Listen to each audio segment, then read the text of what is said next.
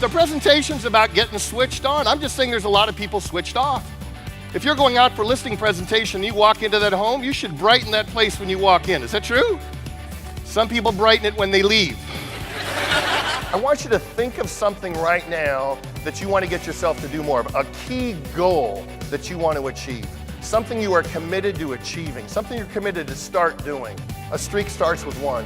When you add one new discipline, one new streak in your life, it impacts everything else. Key thing you got to do is to make a decision, no matter what, I have what it takes to do this business and I'm going to be successful. Is that right? And it's still, though, I think fairly easy to be successful in America today. What do you think? Here's why. It's fairly easy to be successful because so many people are satisfied with being mediocre at what they do. With you guys, either you place the business or you don't place the business. There's no participation trophy. Hey, nice quote, good job, way to go, right?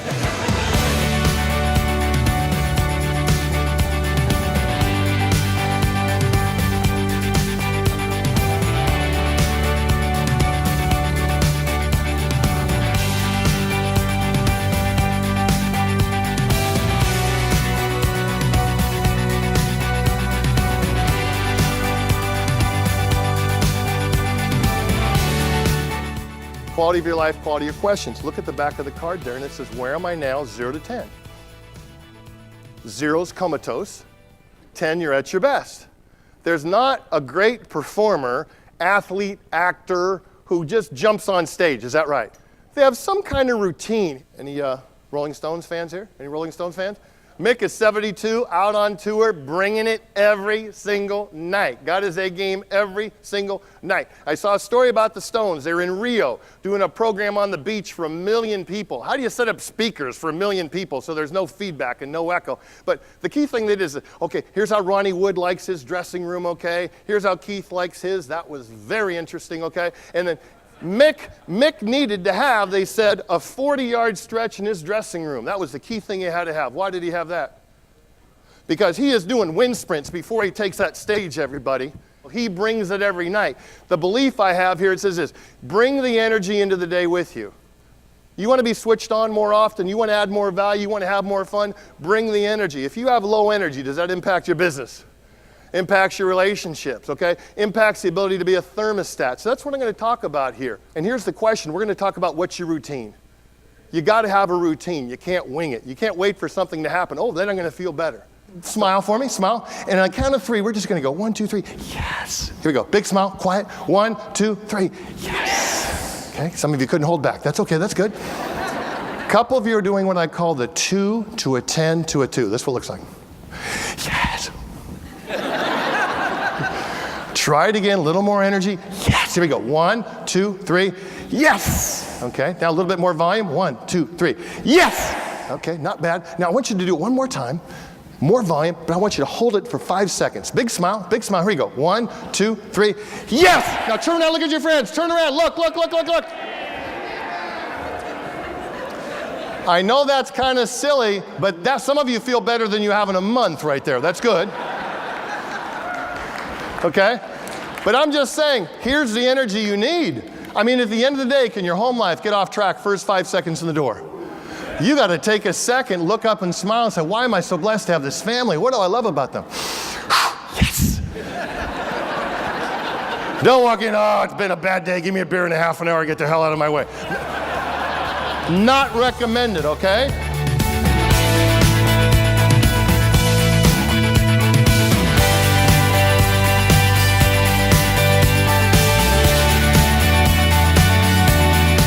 Jerry Seinfeld said it this way, obviously a great comedian, but he wasn't born that way. And this is what he said. Way to become a better comic, create better jokes. Way to create better jokes is to write them how often, everybody? Every day. If you read his biography, he had a calendar on the wall in his bathroom day after day after day, forcing himself to write new material. Year after year after year, every day, day after day after day.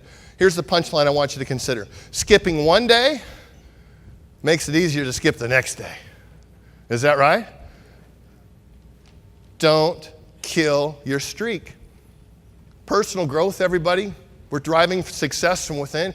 Pick an area you need to get at. Pick an area you're making right now. Put in a new discipline. Find a way to live that thing day after day. Getting better in one area opens up possibilities for every other area of your life.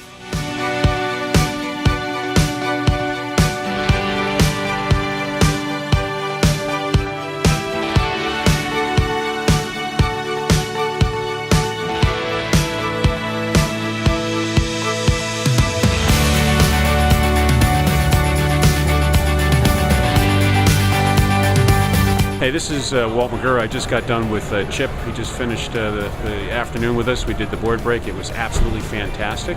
It's the second time actually that he's done this for me, and the team just absolutely loved it. They told me it was the best sales conference they've ever had, and a lot of these guys have been around 10, 15 years, so for them to be that pumped up relative to my objective of trying to change some of the attitude, some of the mentality that's there, that's a significant compliment.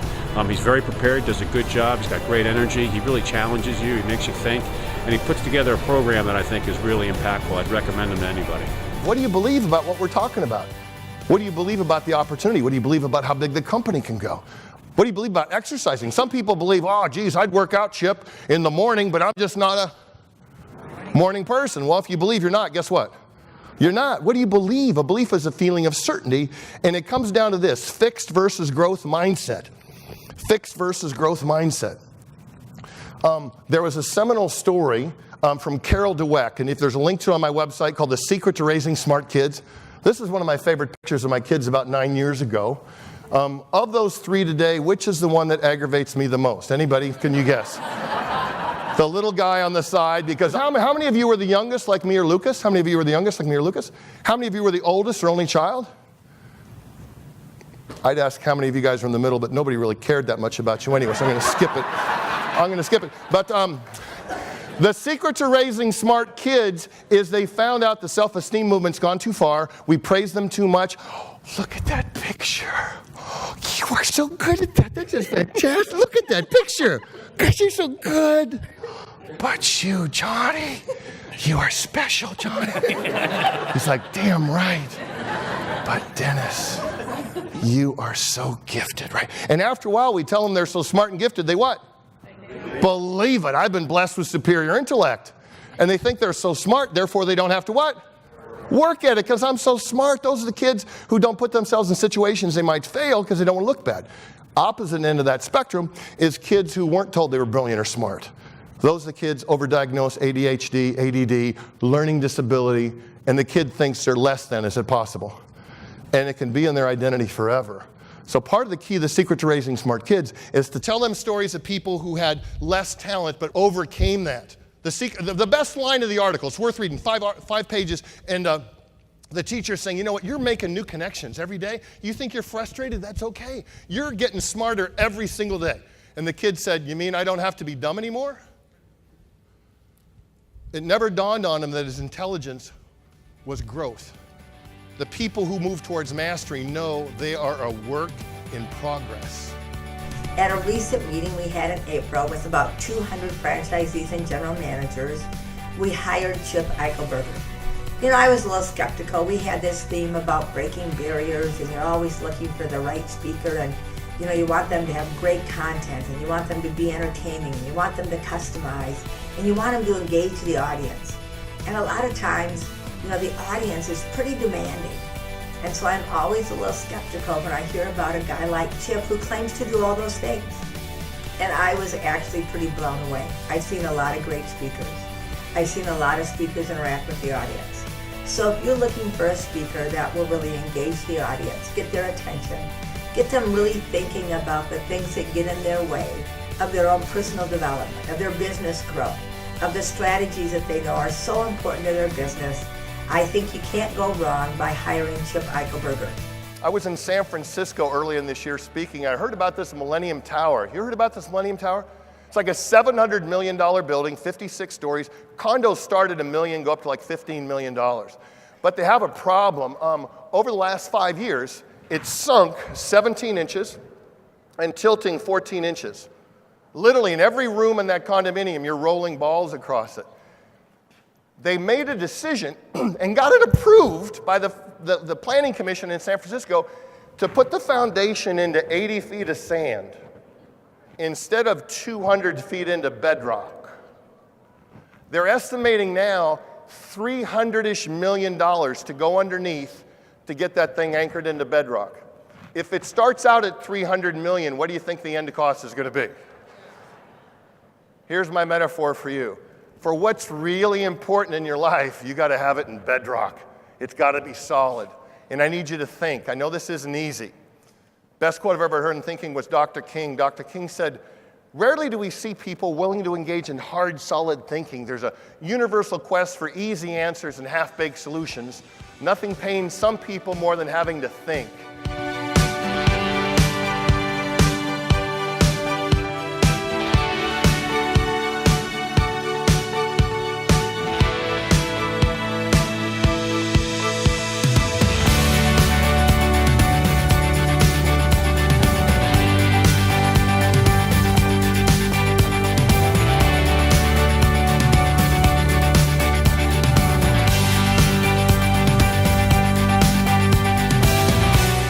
Hi, this is Chip Eichelberger. Thanks for taking the time to watch my demo. I know you're in the middle of trying to find, quote, the right speaker for your event. All I can do is tell you what I promise, because I truly believe that your audience is not looking for another, quote, speech, a one-way presentation. People are truly dying for engagement. If you bring me in, here's what you're going to get. You're going to get somebody who does their homework. I'm not going to phone it in. I'm going to do interviews with people. I will quote them from stage. I'm going to prepare interactive handouts that get people involved and make the message sticky. I'm going to bring humor. I'm going to bring high energy. And I'm going to be fun in an impactful way that your audience will remember. If you bring me in, I promise I will work hard to exceed your expectations. Please contact the bureau rep who recommended me so we can figure out how we can partner together to make your event the best one ever.